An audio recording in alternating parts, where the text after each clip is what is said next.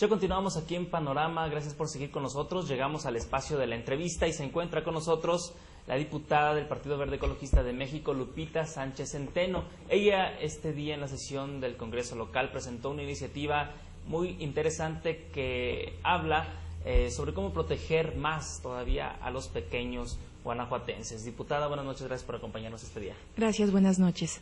Muy bueno, diputada, como lo comentaba hace unos momentos, presentó el día de hoy una iniciativa ante el Congreso del Estado. ¿Nos puede hablar un poco al respecto? Claro que sí. Mira, la iniciativa es en relación a modificar 5 artículos del Código Civil en materia de obligación de alimentos. Esta iniciativa tiene 3 grandes vertientes que nosotros quisimos abordar. Sí. La primera de ellas es que actualmente en el Código Civil la obligación de dar alimentos a falta o imposibilidad de los padres puede obligarse a los ascendientes a hacerlo. ¿Qué pasa actualmente? Que si el padre está, no se puede acceder a pedir los alimentos a los ascendientes. Muchas veces el papá, por negativa justificada o injustificadamente, no se hace responsable, pero el papá no está imposibilitado. Entonces, en ese momento, la mamá ya no podría acceder a pedir que entren los ascendientes a hacerse cargo de la obligación de dar alimentos en lugar del papá. Lo que nosotros primeramente proponemos en esta iniciativa es que no nada más se diga que esa falta o imposibilidad sino también cuando el papá se niegue justificada o injustificadamente a hacerlo, se pueda obligar a los ascendientes, es decir, a los abuelos, a poder también otorgar la alimentación. Otro punto también que estamos tratando de modificar es que no nada más se vaya a los ascendientes como ahorita está el Código Civil, sino que también se obligue o se puede obligar a los colaterales, es decir, a los hermanos o a los primos del padre que no quiera otorgar esta pensión alimenticia. Ese sería el primer punto. La Suprema Corte de Justicia de la Nación habla de que si el padre no se hace responsable, los abuelos paternos serían los primeros obligados a hacerlo. Ahora sería abuelos paternos, abuelos maternos, primos nada más de los padres, sí, o también primos de los propios menores de edad. No, serían los colaterales de los obligados, exactamente, okay, de los papás, hermanos o primos, en los colaterales, es lo que estamos proponiendo nosotros. Ahora se permite que los hermanos, si algún hermano tiene la intención de pedir la custodia del menor, lo puede hacer. ¿Ahora estarían obligados a hacerlo los hermanos o los hermanos de los papás, nada más?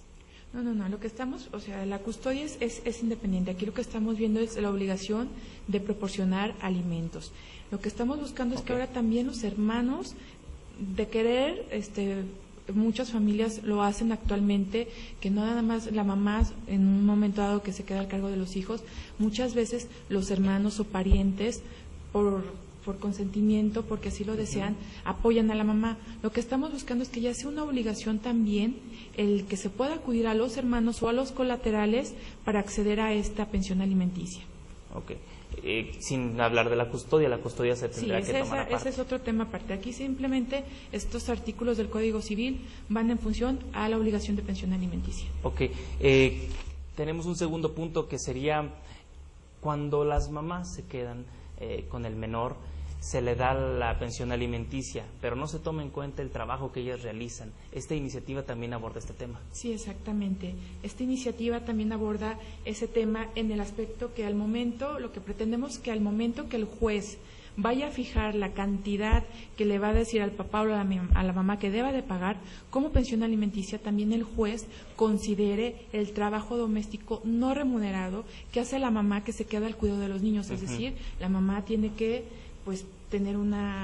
tener limpia la casa, mantenerla, hacer los alimentos, que todo ese trabajo doméstico también lo tome en cuenta el juez a favor de la mamá al momento de fijar la pensión alimenticia, que no los considere iguales en ese aspecto, que considere el trabajo que la mamá hace para tener a los hijos en buen estado. Entonces, que se lo tome en cuenta a favor de la mujer, claro, ese trabajo doméstico.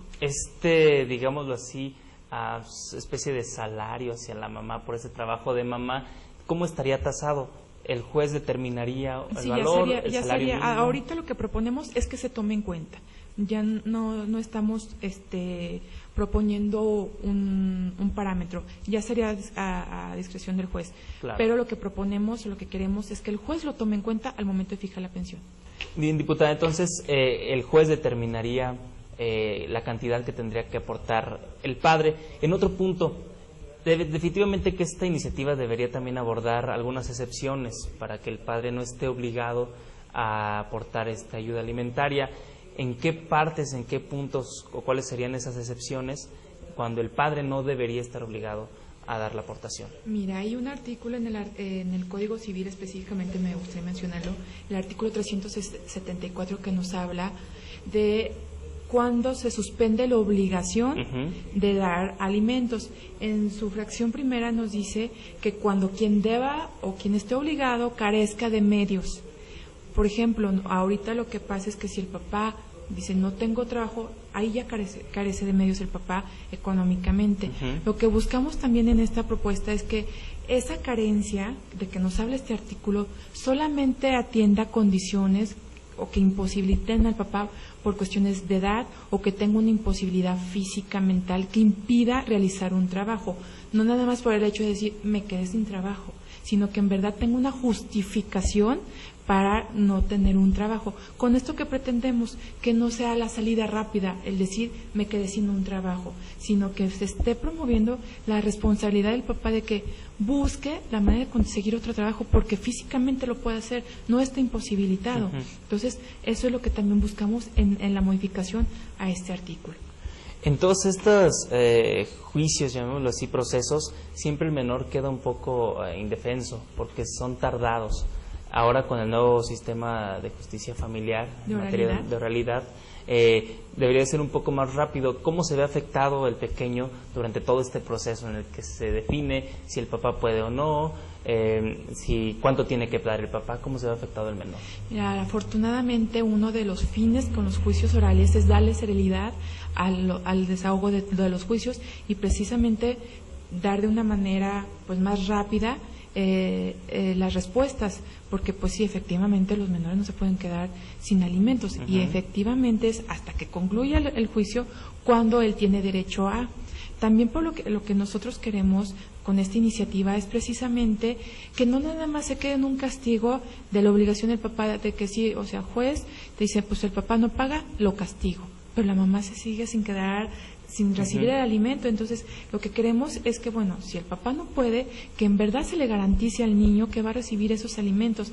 Por eso estamos proponiendo que sean los ascendientes o los colaterales que den o que de alguna manera tomen en sus manos esta obligación. Claro. Desafortunadamente sí tenemos que esperar hasta que el juez dicte la sentencia para que el menor tenga el acceso, pero si le damos más herramientas al juez de que de alguna manera si el papá no quiere, bueno, tengo estas otras personas quien me les puede dar y otorgar alimentos a los menores. Eso es lo que estamos buscando en esa iniciativa. Claro. También me gustaría comentarte que gran parte de esta iniciativa lo que queremos es prevenir muchos problemas de nuestra niñez. ¿Qué pasa actualmente? Muchas de las mamás que están solas tienen que salir a trabajar.